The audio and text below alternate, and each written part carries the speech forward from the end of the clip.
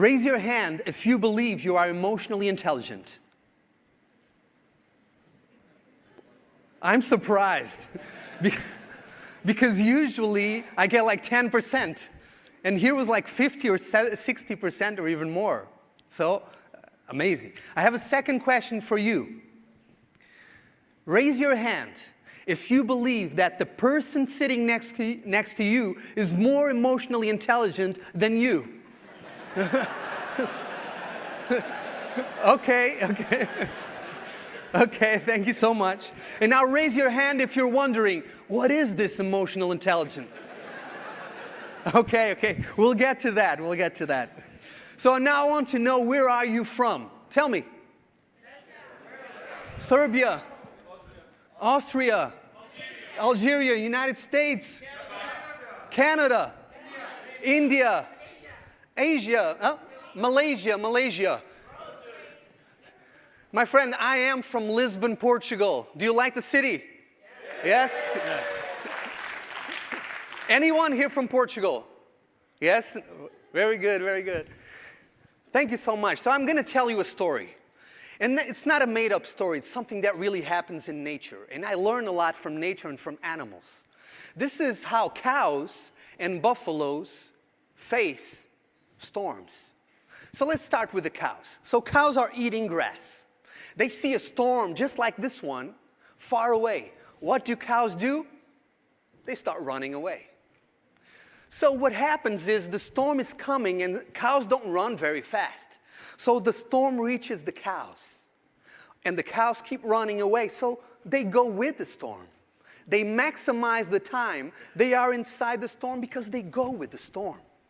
But buffaloes are here on earth for a longer time. They, just like the cows, they are eating grass. They see the storm far away. What do? Nothing at all. They don't care about the storm.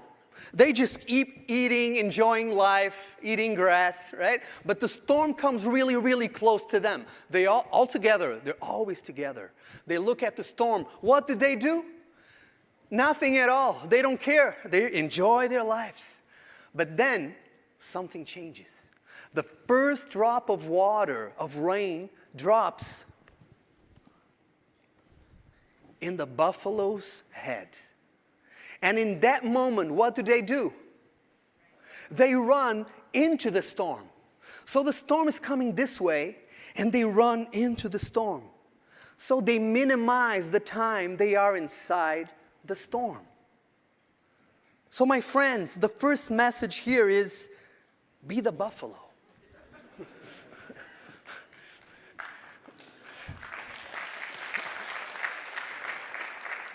And you might ask, why the buffaloes, they don't care about the storm. Why? Because they know that sometimes the wind changes and takes the storm somewhere else. How many times we, with our problems, we worry about problems that never come to us. So let's use the buffalo technique. When we see a problem that might come, a storm in our lives, we should have a plan, of course, because they have a plan. They know exactly what to do. If the storm comes, we'll face the storm. We'll run into the storm. If it doesn't come, we'll enjoy life. So enjoy more your life. And when the problem comes, don't run away like the cows and face your storms. Do you know this guy?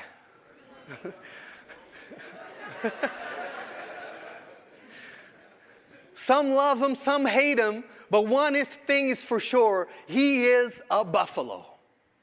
He faces his storms. And now he's facing a storm, and he doesn't give up. He's facing the storm. So my friends, I want to tell you a story. When I met Darth Vader, I was 17 years old, a long time ago. I was in New York City, JFK Airport. I was with my cousin. And my cousin said, "Hey, Ricardo." "What?" "Darth Vader just entered the bathroom." "What?" "Yes, the guy that plays Darth Vader. He just entered the bathroom." And I was so excited, I wanted an autograph. So I went inside the bathroom. So there he was, Darth Vader taking a pee. And I said, I'm going to ask him for an autograph. So he's taking a pee. When he turned, I said, could you please give me an autograph? And he said something I will never forget. In that dark, deep voice, he looked at me and said, can I please just wash my hands? So I says, okay, I'm sorry. I got out of the bathroom. And when he got out and he gave me an autograph. James Earl Jones.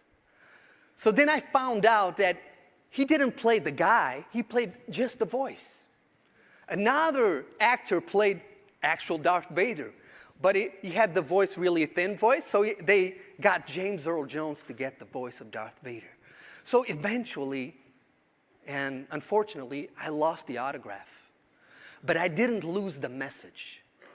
Sometimes we are so focused on our needs that we forget others' needs. Sometimes we are so focused on our needs, what's important to us, that we forget that to get our goals, and my goal was to get an autograph, we have to think about what other people need, what they think, what they feel. And that is a big part of emotional intelligence. So, what is emotional intelligence? What is it? You tell me. What is it? Don't be afraid to say it wrong. Just say what's on your mind. Empathy, yes. What else? Compassion, what else? Sorry? Accepting bad. I like the bad, yes. Don't say bad without this, because all emotions have a positive purpose. What else? Sorry?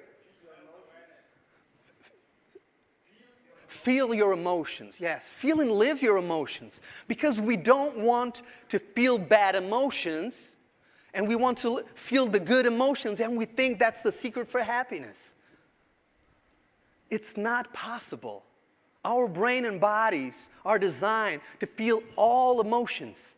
And when we fight against it, we're going to lose the battle. We need to understand that every emotion has a purpose. So emotional intelligence is how to use your emotions in your favor instead of against you. But you didn't learn the language of emotions. You learned the language of physics, programming, English, chemistry, a lot of different languages. But all of us, we didn't learn the language of emotions. So it's very, very important, but it's never too late. So when I saw your Agile Manifesto, what I see here is a link, a strong connection with emotional intelligence. Individuals and interactions over processes and tools. So you have to learn how to create empathy, how to influence, how to lead, how to motivate, how to engage others and yourself. Working software, it's about action. And I remember the buffalo, it's action. Customer collaboration. How are you going to collaborate if you have a hard time dealing with human beings? Emotional intelligence is all about dealing with yourself and other human beings in an intelligent way. And responding to change, also soft skills, how it can be adaptable, flexible. So before we go for the strategies, I want to share with you this concept. The concept of feeling on fire. Feeling on fire is when you get up in the morning and you're energized. You don't feel tired. You're energized and motivated to do a difference in your work, in your family, in your personal life, in your team. Feeling on fire is being engaged, being motivated, is having the skills and having the confidence to do better every day. And you know what? In my experience working all over the world, I see that people are tired. People have a hard time leading people because it's hard. And people have a hard time dealing with their emotions. They're stressed. They're close to burnout. They feel anxiety. So today I'm going to share with you 7 strategies for you to feel on fire. So you can go to very good, that I'm sure that you are already, to high performance. And I give Cristiano Ronaldo's example. Cristiano Ronaldo, he goes for the little detail to be a little bit better in his career. He even had a sleep coach because he knows if he sleeps better, he gets better performance. We'll go to that. So 7 strategies to feel on fire. The first one is lead yourself first. You need to eat, move, sleep, and breathe better so you can reach high performance. So let's start with eat. It's a better way to go to McDonald's. What you eat influences the amount of energy that you have. If you eat too much, you're not going to have the energy to perform. So I'm not a nutritionist. I'm not going to give you eating nutritionist advices. I'm just telling you what the consensus worldwide. Eat less, more organic food, and drink more water. That's it. I'm going to move on. Because there's a lot of cherry picking all over the world. The science of nutrition has a lot to evolve. Second one is move. Are you moving? From 1 to 10, do you do exercise? Do you move? Tell me, 1 to 10. 10 is a maximum, of course. What is it? 10, 7, 5, 4, okay? If you're anything below 8, you got to improve.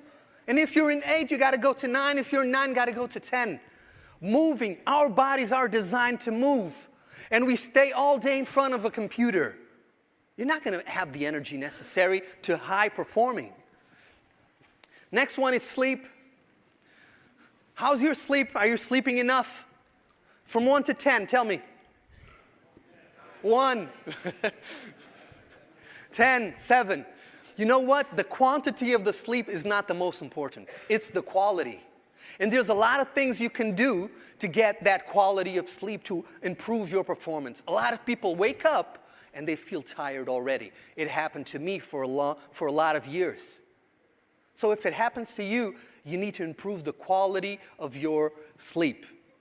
So if you want to know, I can send you a big list of things that you can do. At the end, I'll give you my contacts and you can send me an email. Please give me Ricardo. What can I do? And finally, breathe. You have to take breaks during the day. You need to breathe. Practice meditation, mindfulness. We worry and we hurry too much. We have to take a step back and breathe. Number 2, change your posture. So, scientists discovered that when we change our posture, we change our emotion. So if I walk like this, I don't have confidence in my posture, and that reinforces my emotion, my mood. So if I change my posture and I look like this and I walk like this, it will reinforce the mood that I'm feeling. And this is what we need to know that the body is even stronger than the mind. The mind is not enough. You have to work on your body, on your posture. So scientists discovered, I don't know if you ever seen TEDx by Amy Cuddy, and if you are for 2 minutes doing a power pose like this, you will change your mood. So let's try. Please stand up. Everyone in this one, power pose. Okay, yes. The mood in the room changed already, okay? So now, what I want you, the scientist said 2 minutes, so 1 minute and 50 seconds to go. The other one is the victory one. Everyone, come on, up there. Yeah, wow. Let me take a picture. No, just kidding. You can go back to this one. Yes.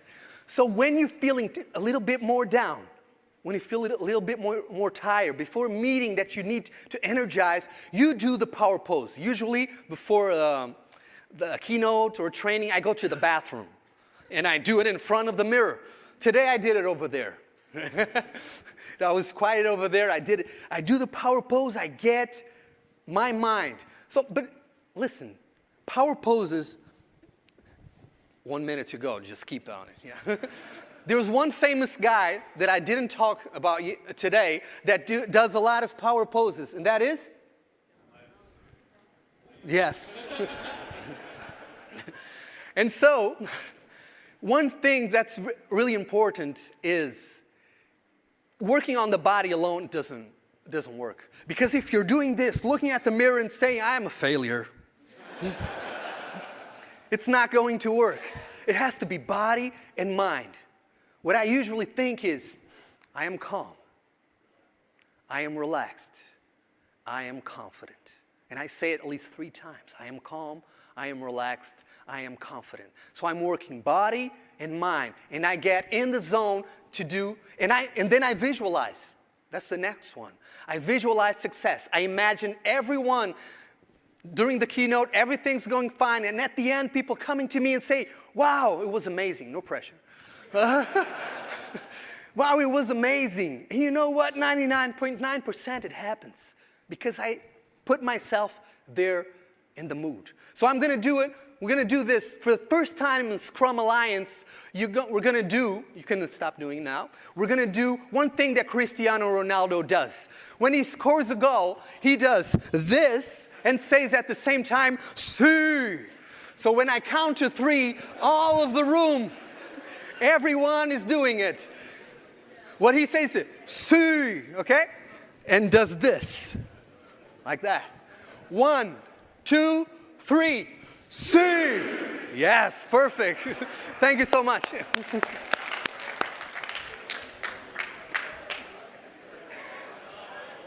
So change your posture.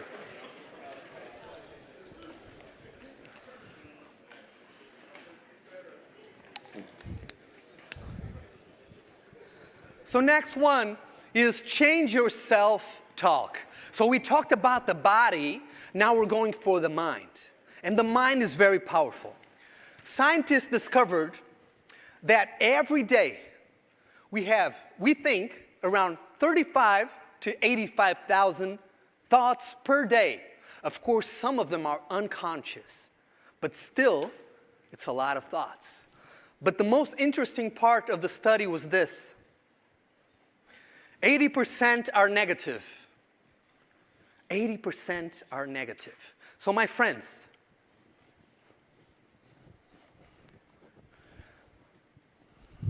this is a summary of what is emotional intelligence. Think, feel, act. So what we do is influenced by what we feel.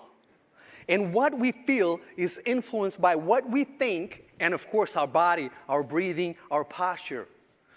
So a lot of times we want to change how we act. We want to go more to the gym, we want to be more flexible at work, more adaptable. And so we say, hey, I have to do this, I have to do this, I have to change this, I have to do this. And your team, hey, come on team, be motivated, do this, and we're here. We stay here on the act. But we forget that if we want to influence, if we want to change a behavior, we need to change what you or other people feel. And to change that, you have to change what people believe in. So as a leader, more than changing what people do, what you do is, how can I change what people feel and think? And that is something that we're going to see here today in this keynote. So you need to train. Sometimes you say, hey, I want the company and my team to be more adaptable. And then people say, okay, what should I do?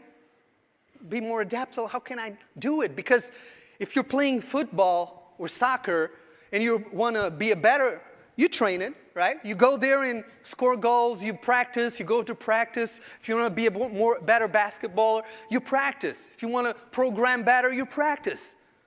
How about adaptability, flexibility? The world is changing every day. How can you practice? Well, let's practice. Be aware and challenge automatic thoughts. 80% of our thoughts are negative, and they are automatic. You can't control them. But then you can challenge them. I'm going to put here a situation, And all of you are going to imagine that you are in that situation. I don't need to say it, that's how your brain works. Automatically, you're going to imagine. And you're going to have an automatic thought, for sure. Okay? There's no way to escape it. There's something that you're going to think about it. And I want you to say out loud, for you to say out loud as soon as you see it, be aware of the thought and say it out loud. Are you ready? I don't hear it. Are you ready? Yes. Yes.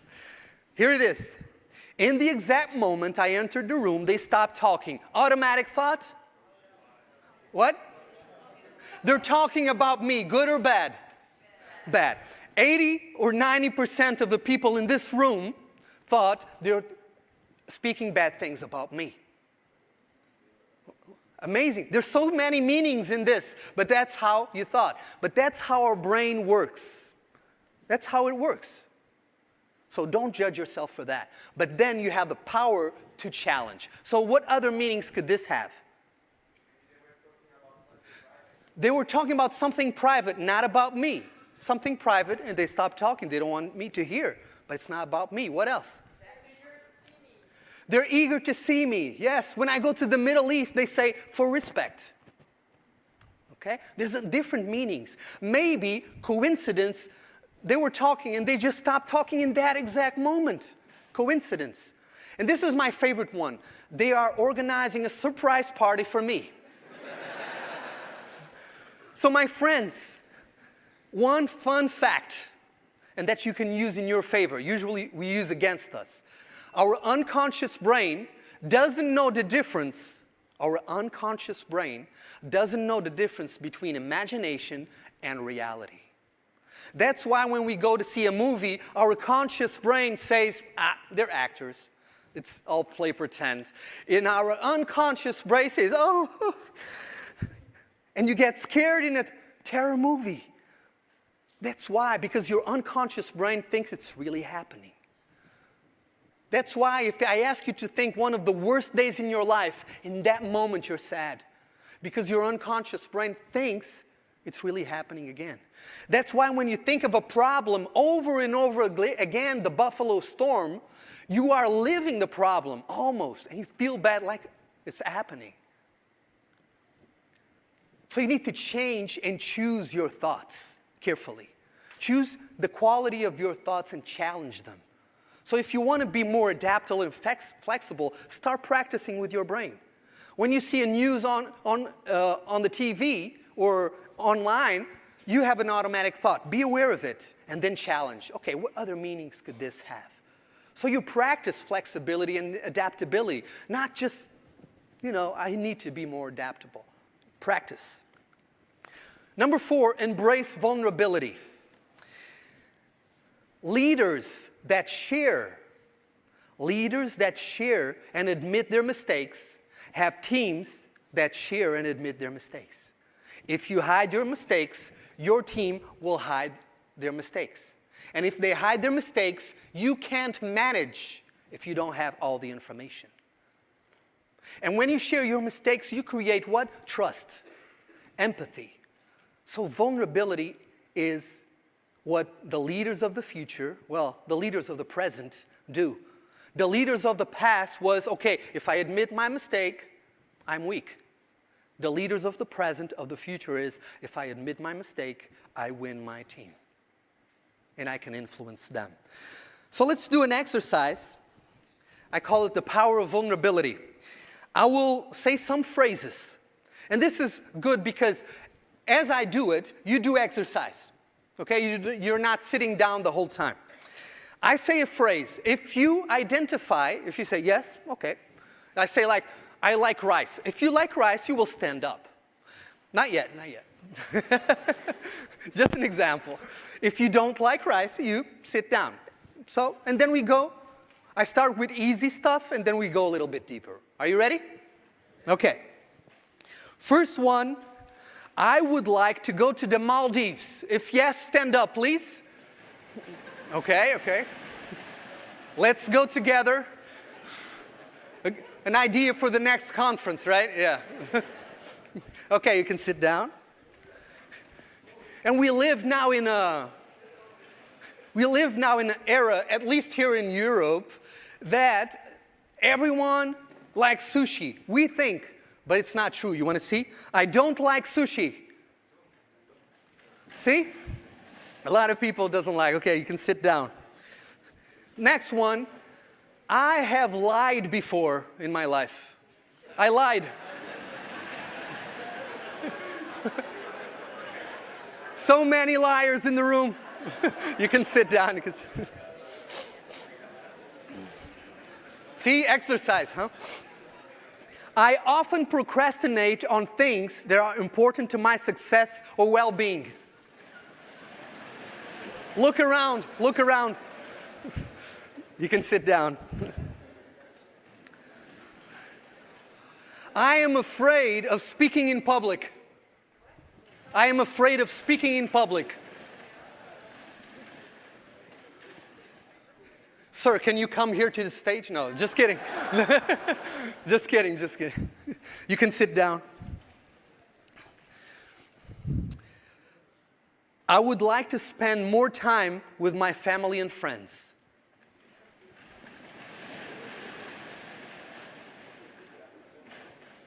Look around. You can sit down, please.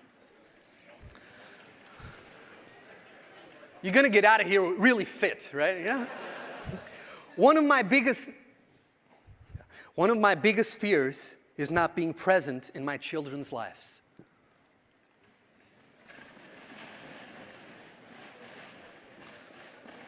A lot of people that have no children here, yes. Can sit down. Young audience. So, I no longer have the same desire to go to work as I used to.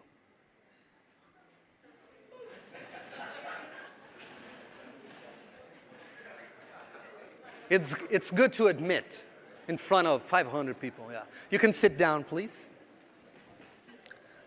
I would like to be more appreciated and valued at work.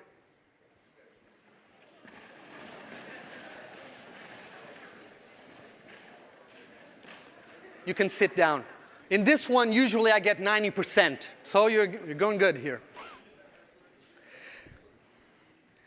Despite all the challenges in my life, with the buffalo attitude, I will succeed, be happy, and live a meaningful life. Yes. Yeah. I like it. You can sit down. Let's go for the last one.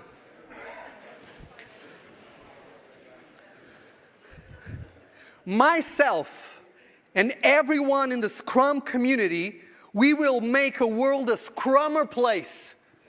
A round of applause.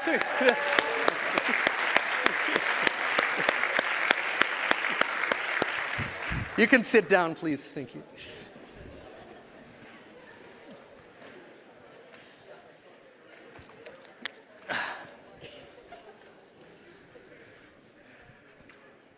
Number 5, you can take pictures. I noticed you were taking. But I will send the PowerPoint to all of you, okay? Don't worry.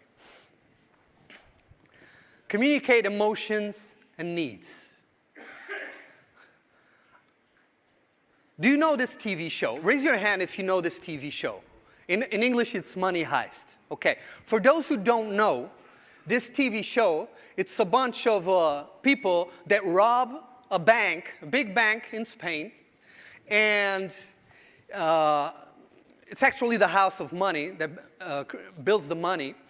And along the way, they kill some people.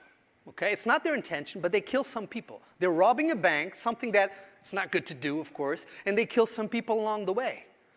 You know what happens? Millions of people around the world, they were saying, I want them to rob it. They were cheering for them. This is something called the Stockholm Syndrome. And you know why? You need to understand, why is this? And when some of the gang died, people cried all over the world. They kill people. They're robbing. Why is this? We have to understand human beings. Because during the TV show, they shared the human side. of the robbers, of the killers. They also cry like us. They laugh, they celebrate. And what they showed during the TV show is not their action. Their action is robbing a bank and killing people. Do we connect with that? No. If we leave it like that, we connect. There's a conflict. But then we see their emotions. They cry. They have kids at home. We see what they think, why they did that. And then we connect even with the why. We connect with the feelings. And we connect with something even deeper. Those are the needs. Deeper needs than taking a pee, right? But this is the secret. If you want to motivate, engage your team, or if you want to connect and build deeper relationships, you have to stop being on the surface. You have to go deeper. And this is what we are going to do right now. One thing that I like to teach is practical, not communication theories, very complicated, because I teach simple, because simple is what it works. If you teach something complicated, it's very complicated, very nice. When you need it, you're in the meeting, you need it, what it was, I don't remember. It's hard to apply.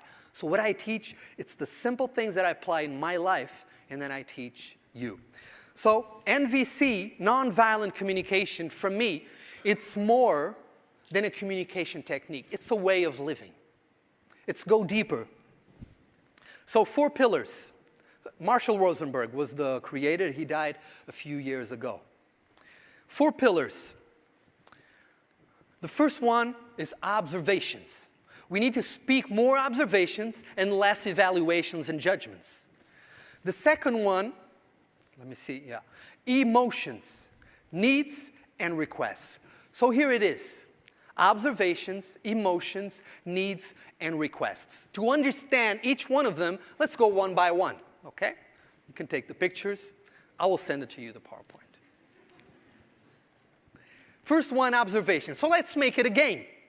We learn better when we're having fun, okay? So I'll put a phrase there, and you are going to tell me, is that an observation, yes or no? If you think it's an observation, yes. If you think it's a judgment or evaluation, you say no. Are you ready? First one. John works too much, yes or no? Why not? What is too much, right? So my question is, how can we turn this into NVC, into an observation? John? Long hours is an evaluation still. How can you put it more specific? Dinner time still, for one person it's one time, for other person it's a different time. So it's hard. He works more than 8 hours. He leaves the office after 9, okay? That's specific. That's what's the observation. So if I am John's manager, and I go there and I say, hey, you work too much. No, maybe not the best example here, yeah? But if I do that, John might say, no, I don't. No, I don't. And now we're arguing if he works too much or not. That's not what we want.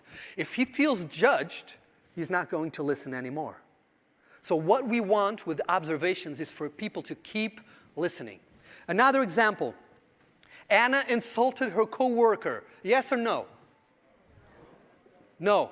How can we turn it to NVC, to an observation? Anna said to John, another John, Anna said to John, you are stupid, during a meeting. So I'm Anna and John's manager. So I call Anna and say, hey, Anna, the other day in the meeting, you insulted John. And he said, me? I just said he's stupid. And he is stupid. So now we're arguing if it's an insult or not. No, that's not where we want to go. I'm going to say, hey, Anna, on the meeting yesterday, you said to John that he was stupid. Yeah, and? Okay. She doesn't feel judged. I'm just saying what she did. Observation. Last one, Tom left coffee cups on the desk. On the desk, yes or no? Yes, perfect. Let's go to emotions. But before, this is the message here. Our brain is always evaluating and judging. Always. That's how it does. So don't judge yourself for that. The second part, the emotional intelligent part is, okay, I judge, but how can I communicate using more observations and less judgments? Emotions, we need to share our emotions. We need to go deeper. So I feel sad. Is there an emotion there? Yes, it's sadness, of course, yes. I feel rejected, yes or no? First audience to tell me no in this one. Why not?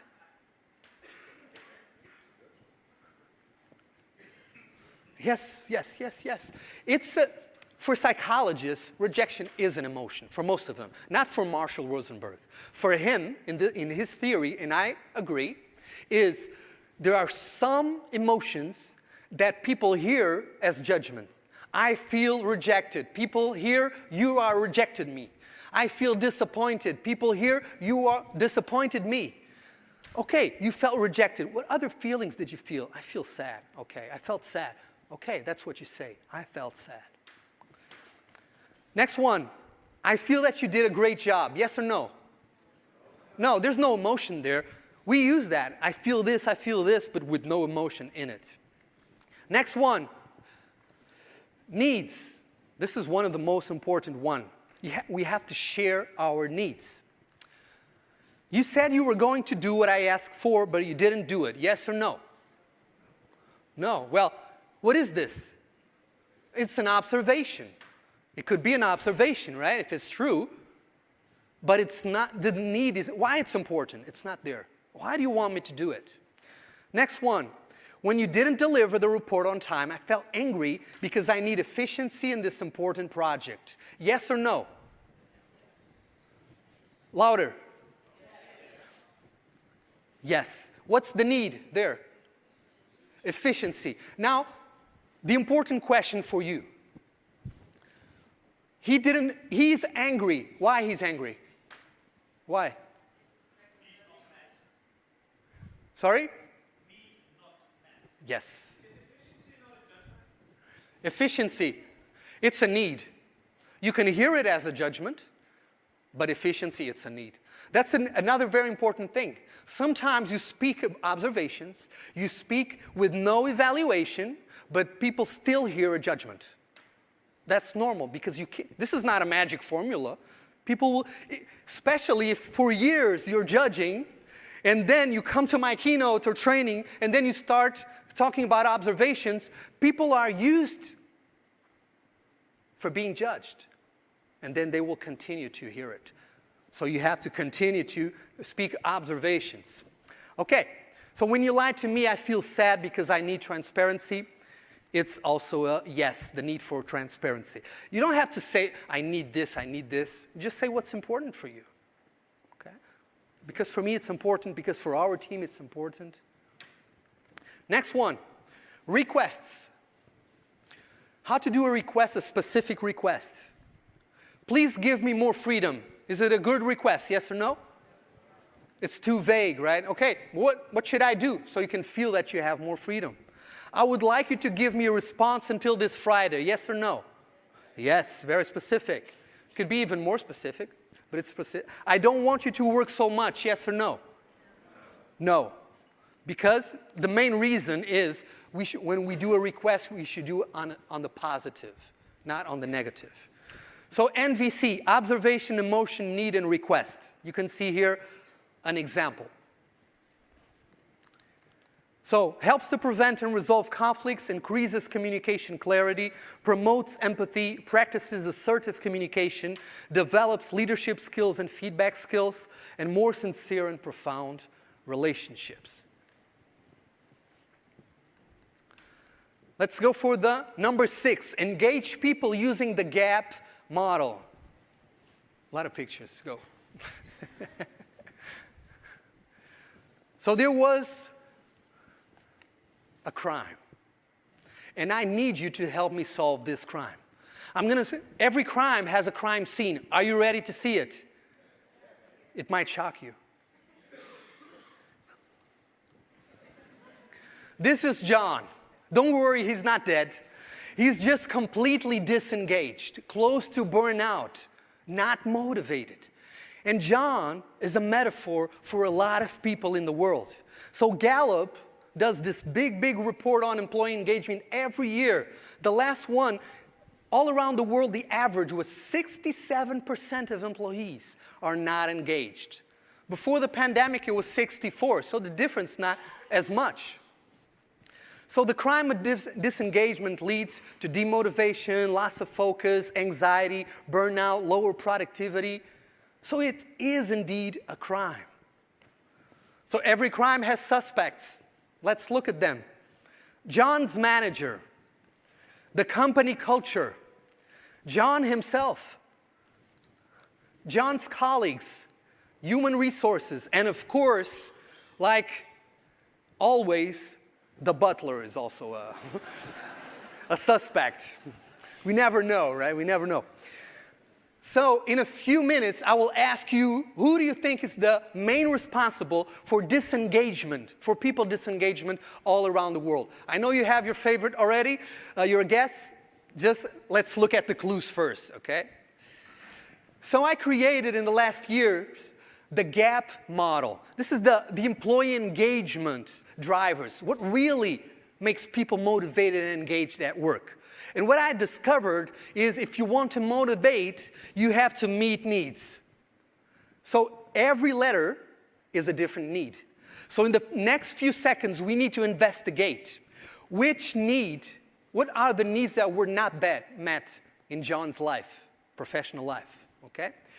So we need to find John's unmet needs. Are you ready to investigate? So in the 4 letters, you need to find the 4 letters. I'm going to put, you have 30 seconds for each one of them, and what you're going to see there is evidence that we collected.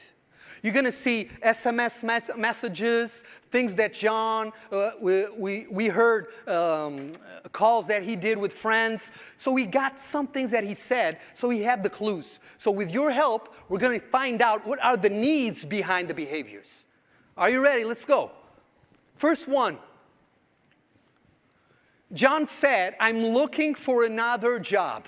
I don't see how can I progress in my career in this company. They don't invest in developing my skills. Say it out loud. What is it? Yes, let's go to the next one. Nobody seems to notice my hard work. All they see are my mistakes. I don't feel valued at work. What is it? Appreciation. John said, my boss is always micromanaging me. What is it? What? Autonomy. And the last and the hardest one, I'm afraid to speak up during meetings because I might look ignorant or negative. My boss and colleagues will judge me for sure. What is it? Say it louder. Psychological safety. Wow, you're good. So number 1 is growth. For some people, it's advancing career. For others, it's a sense of achievement. Learn and development. The most important thing is they need to feel that the manager cares. Next one is appreciation. This is a big study also by O.C. Tanner.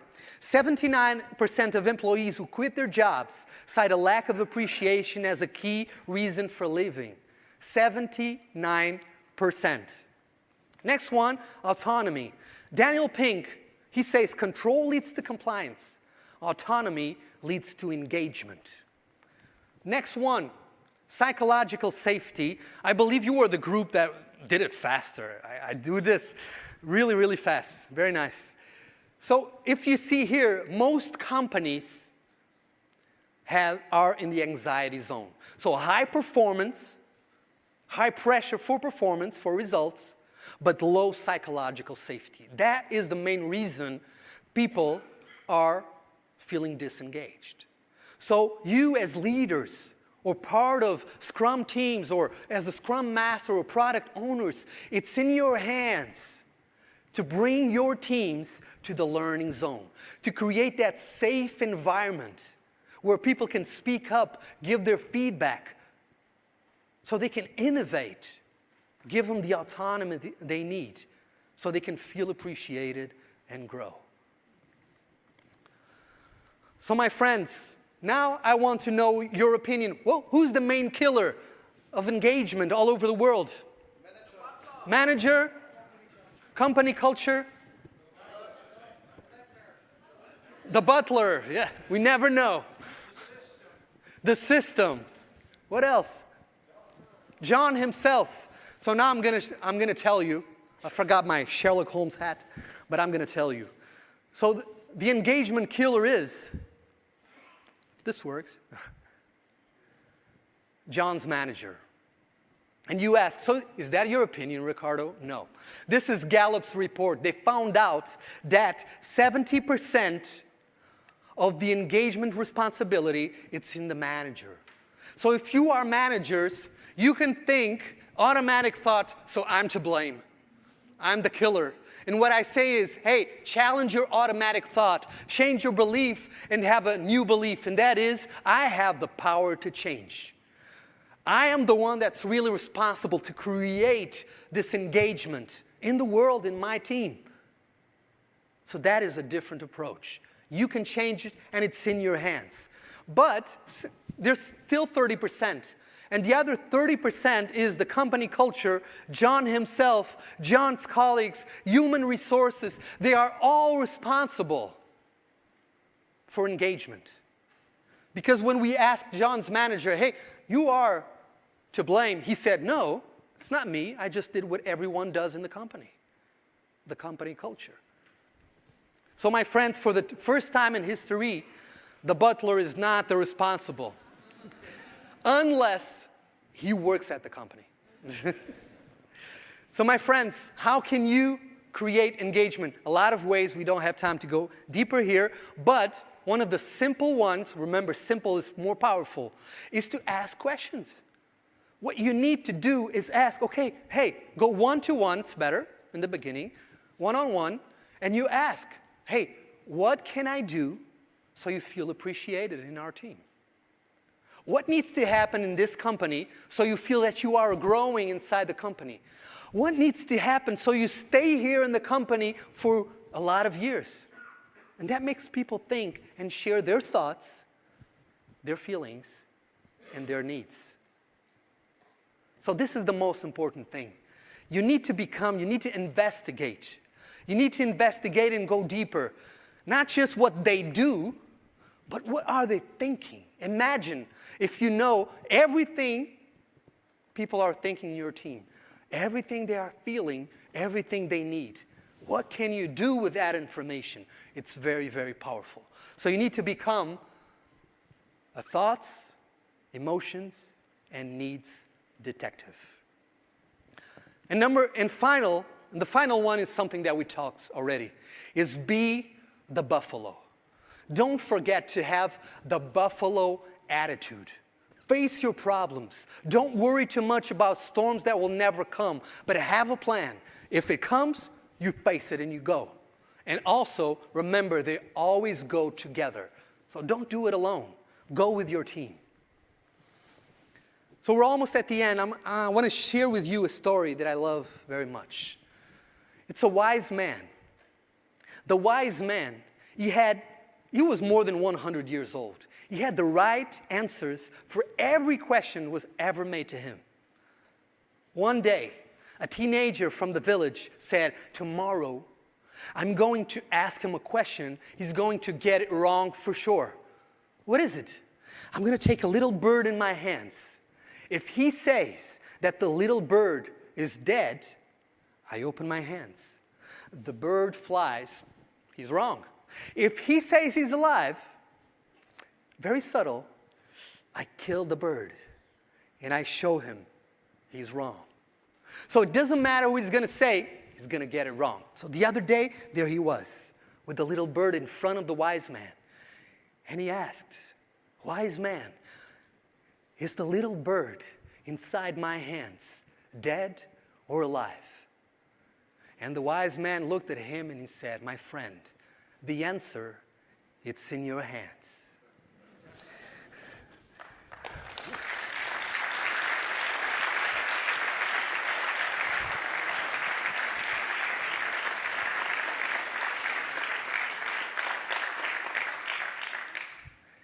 So what I ask you is, are you going to apply what you learned today? And some of you, what was it? With so many things, I will remind you now. Okay. So here are some of the techniques and tools that I share with you today. The Buffalo attitude, the gap model, the NVC, embrace vulnerability, use the power poses, visualize success, the challenge automatic thoughts, and take care of yourself. Eat, move, sleep, and breathe. If you try to do it, all of them, you're not going to do anything. So my challenge for you is choose one. Choose the one that you believe it will have a bigger impact in your personal and professional life. So what I want you to do now is say it out loud. Which one are you going to apply?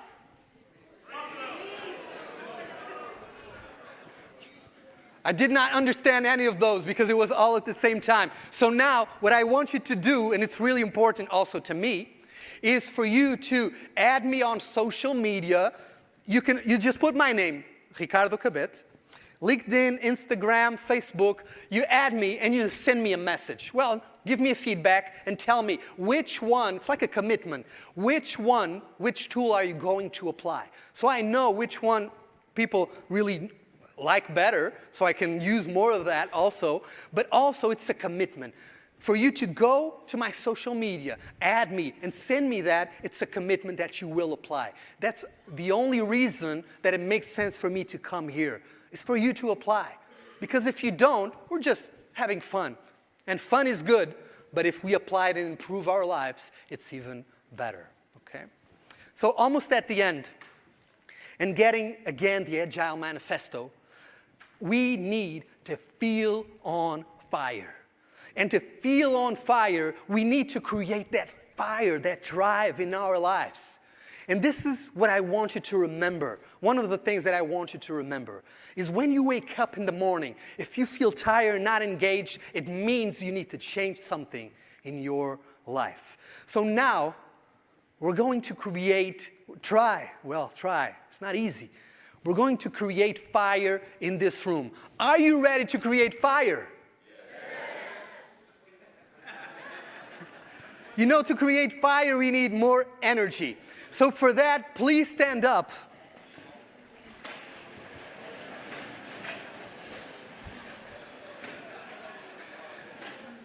So this will be the last thing we'll do here before we go to the questions and answers, of course. And we're going to try to create fire in the room, okay? So to create fire, what we're going to do is this. Don't do it yet, I'll just show you. So I'll do this and you'll do the same as me, like. You can start. Okay, we're going to start slower. That means that I'm going to do this, and you don't know when I'm going to do it. But when you see me moving, you go. You have to be really sharp, focused, okay?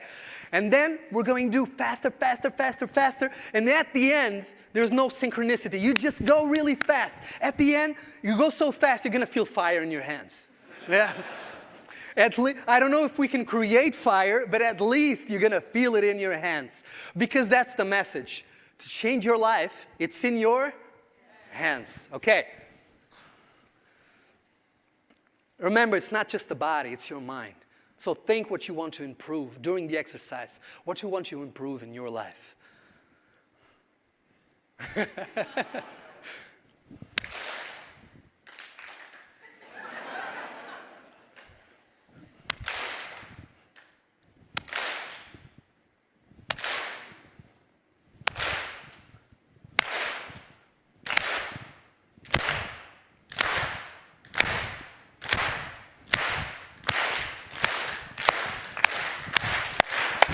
Go faster, faster, faster. Woo, you can create a fire in your life. Thank you so much. Thank you.